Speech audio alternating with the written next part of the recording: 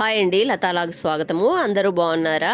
ఏమండి, నేనైతే high school గురించి చెప్పాను కదండి. అయితే ఇప్పుడు నా స్కూలింగ్ గురించి, కాలేజ్ గురించి నాకు జ్ఞాపకం ఉన్న కొన్ని విషయాలు, కొన్ని మెమరీస్ మీతో పంచుకుందాం అనుకుంటున్నానండి. ఇంకా స్కూలింగ్ అయితే ప్రైమరీ స్కూల్ అండి, మాది గవర్నమెంట్ ప్రైమరీ స్కూల్ అండి.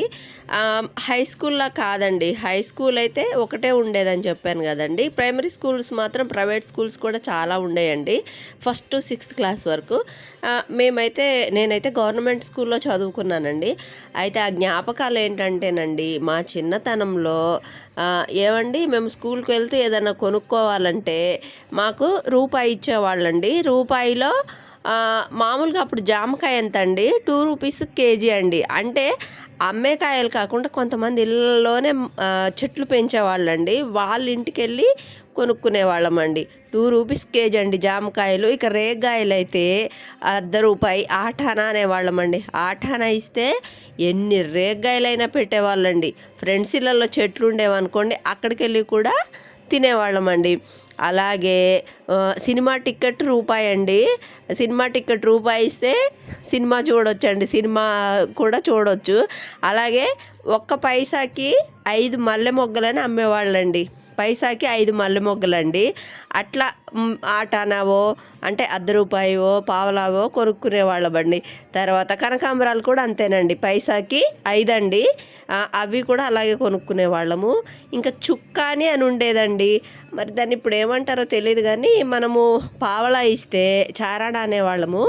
ఇంకా పావలా ఇస్తే ఆ చుక్కాని అందులో అన్నీ ఒక ఆమె బొమ్మలు ఫిట్ చేసుకొని వచ్చేదండి. ఇంకా ఇట్లా తొంగి చూడాలి మనం, తొంగి చూస్తుంటే ఇంకా ఆమె అన్నీ చెప్తా ఉంటుందండి. ఆ చుక్కానిలో అండి మనం ఇలా ముందు కొంగి చూస్తూ ఉంటే అందులో అన్ని బొమ్మలు ఇలా తిరిగి స్క్రోల్ అవుతూ ఉండేయండి. ఆమె డబ్బింగ్ చెప్పినట్టుగా చెప్పేది. ఆ బొమ్మలన్నీ ఎవరు ఏంటి, హీరోస్, హీరోయిన్స్, ఇంకేమన్నా ప్రదేశాలు అన్నీ చెప్పేదండి. అలాగే ఐస్ క్రీమ్ వచ్చి పావలా అండి. ఆ విధంగానే గులాబీ పువ్వు ₹10 అండి, 10 పైసలండి, సారీ. ఆ గులాబీ పువ్వు అలా కొనుక్కునే వాళ్ళము. తర్వాత దసరా ఉత్సవాలన్నీ మా హై స్కూల్ చెప్పాను కదండి, మా హై స్కూల్ దగ్గరే దసరా ఉత్సవాలన్నీ జరిగాయండి. చక్కగా చాలా బాగుండేదండి. అలాగే బతుకమ్మ, వాగులో మొత్తం బతుకమ్మలు వదిలేసేవాళ్ళండి. వదిలేసి సత్తుపిండి అని చేస్తారండి అక్కడ ఆ ప్రాంతంలో. భలే టేస్ట్గా ఉండేదిలేండి ఆ సత్తుపిండి. రకరకాల దినుసులండి, మన పెసర్లతో, బియ్యంతో, బెల్లం వేసి వేయించి భలే టేస్ట్గా ఉంటుందండి సత్తుపిండి అని చేసేవాళ్ళు.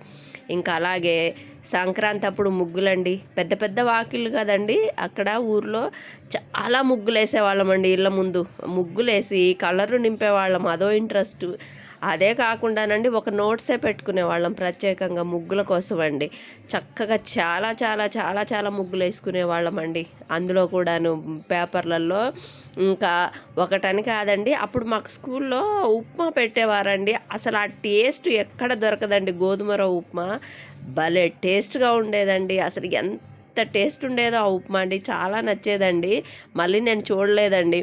ఇంకా అట్లాగే ప్రతిదీ కూడా ఒక మెమొరీ అండి. అసలు ఎంత బాగుండేదోనండి ఆ స్కూల్ వాతావరణం కానీ అదంతా. హై స్కూల్లోనేమో తారతమ్య భేదాలు లేకుండా ఒకే యూనిఫామ్ అండి, white dress, white blouse, green skirt అండి. కానీ ప్రైమరీ స్కూల్లో అలా ఏం లేదండి, ఎప్పుడు ఏ డ్రెస్సులైనా వేసుకునే వాళ్ళం, చిన్నపిల్లలం కదండి.